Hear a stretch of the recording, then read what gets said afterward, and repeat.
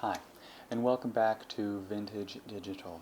Today we'll be taking a look at two of my favorite cameras from Sony, the Sony DSC-D700 in the lighter gray and the Sony DSC-D770 in the darker gray. The D700 was released in 1998 at just under $1,700. It sports a 1.5 megapixel CCD sensor with an extreme crop factor when compared to full-frame film SLRs at the time. These are both the same 1.5 megapixel sensor with, as far as I can tell, the same fixed zoom lens, which has an equivalent of 28 at the widest to 140 at the longest telephoto. Those are full-frame equivalent specs. On the lens here, it is noted that the crop factor zoom would be 5.2 to 26 millimeters. You are also able to shoot in 640 by 480 in addition to the 1.5 megapixels. It also offers a digital zoom that will simply crop the sensor somewhere in the center and give you a 640 by 480 image, which you can just do in post. Seems like it would probably be better. The ISO ratings are from 100 to 400.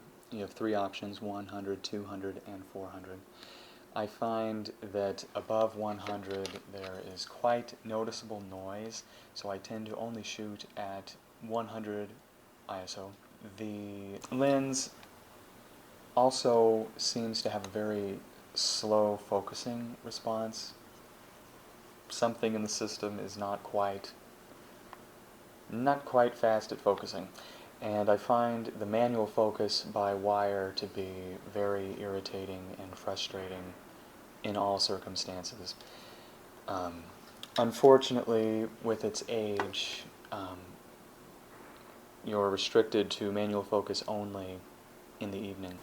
But in well-lit scenarios, the autofocus is quite reliable. The viewfinder here is an SLR-like viewfinder with a mirror going through the lens. I find it to be not very useful. It's quite dim and not very helpful at all. It's one of the hardest viewfinders I've ever used to see through.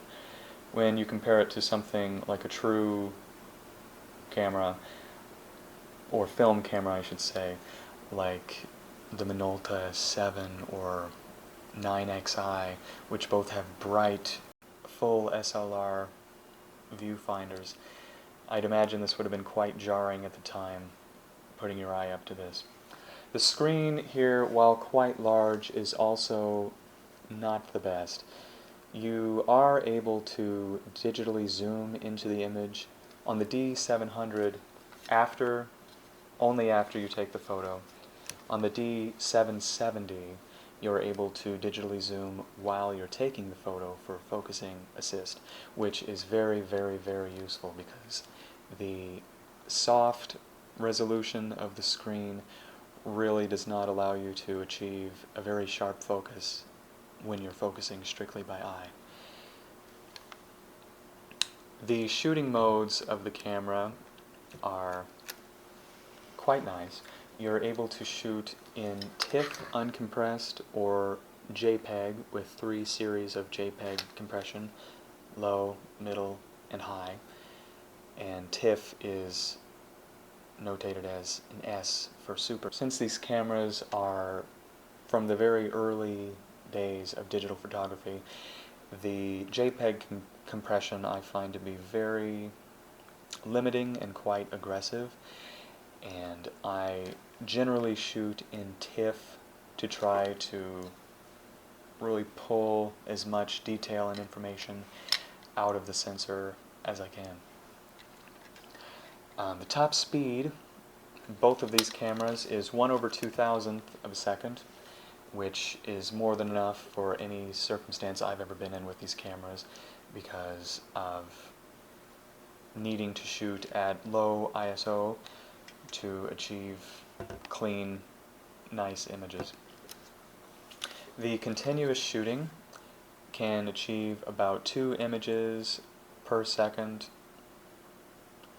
and that's rough, but when you're shooting in 1.5 megapixels TIFF, because the files are about 4 to 5 megabytes, and the buffer is only around 8 megabytes, it fills up after 2 images, and it takes about 11 seconds to transfer onto the card.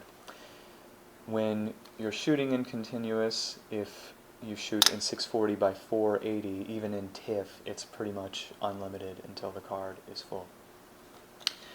Speaking of storage, both of these cameras come solely with PC cards as their main form of storage. The cards bundled with the cameras were Sony memory stick adapters, which I quite like. You could also get aftermarket SanDisk CF card adapters, which according to DP Review are quite a bit faster than the memory stick option.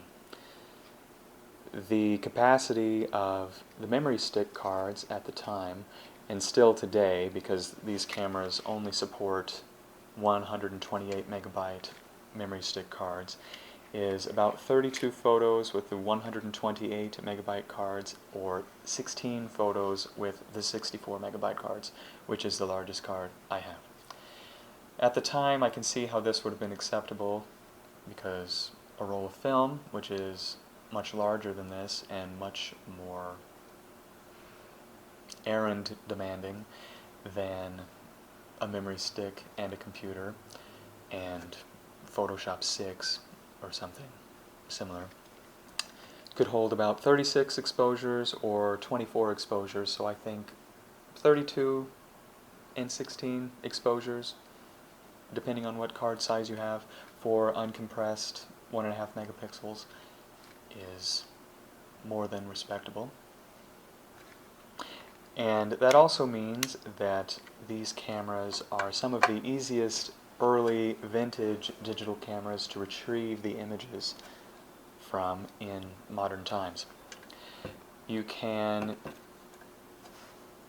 find an adapter for early memory stick duo cards, still only 128 megabytes. That's full capacity on memory stick as far as I can tell.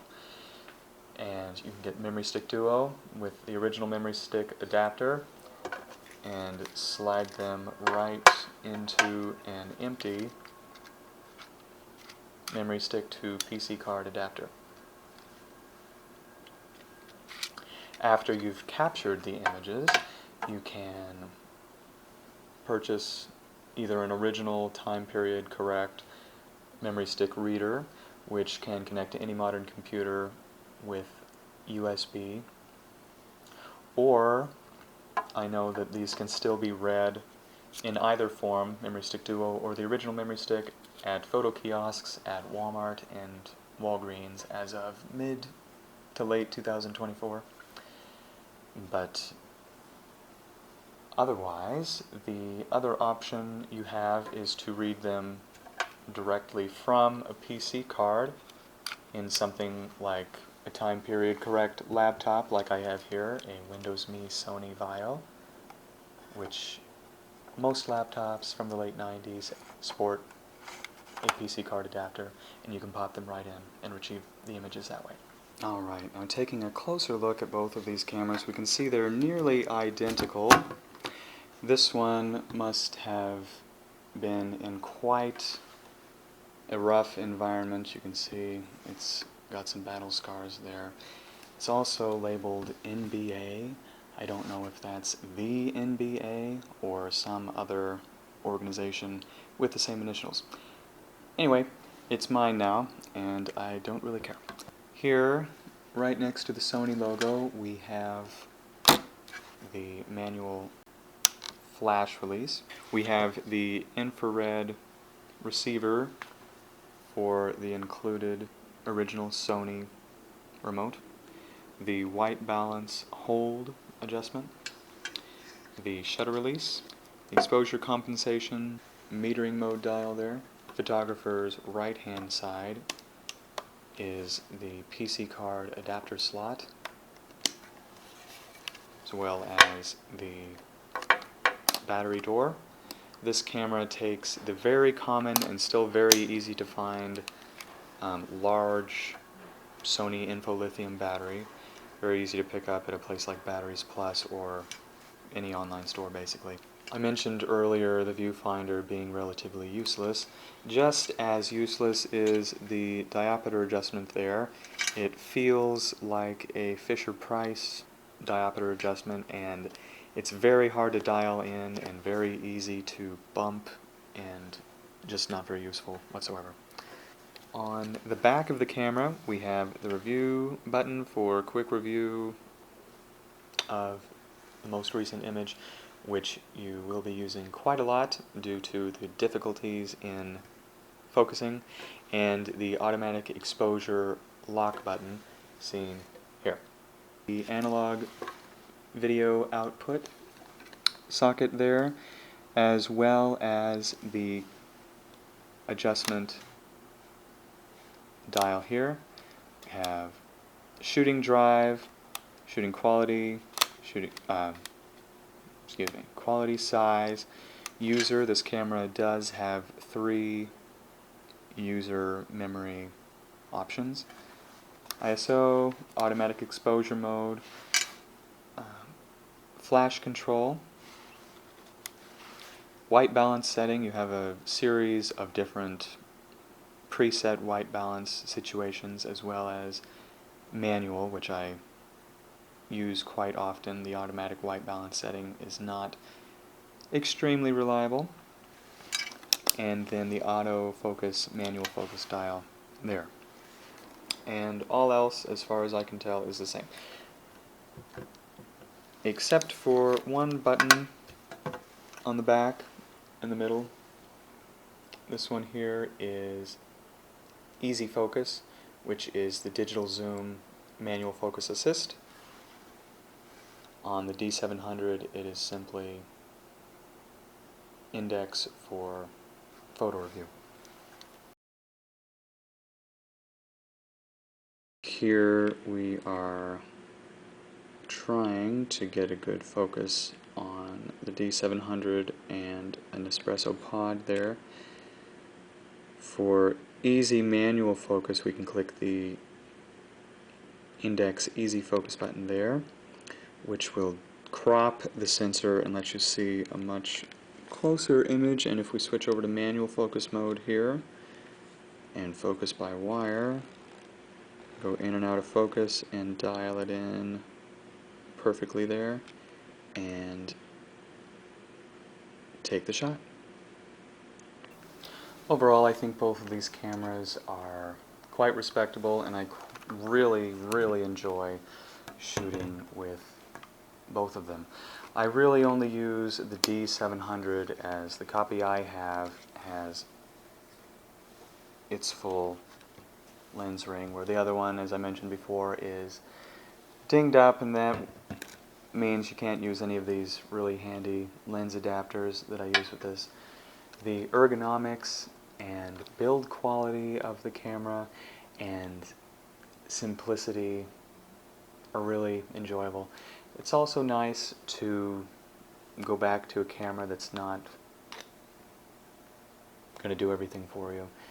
It's just a very enjoyable shooting experience, and might be worth picking up one for yourself, especially if you have CF cards. You can buy a CF card adapter, or even if you have an older Sony camera or anything Sony that has a bunch of memory sticks. Make great use out of all those. But that's it. Thank you for watching.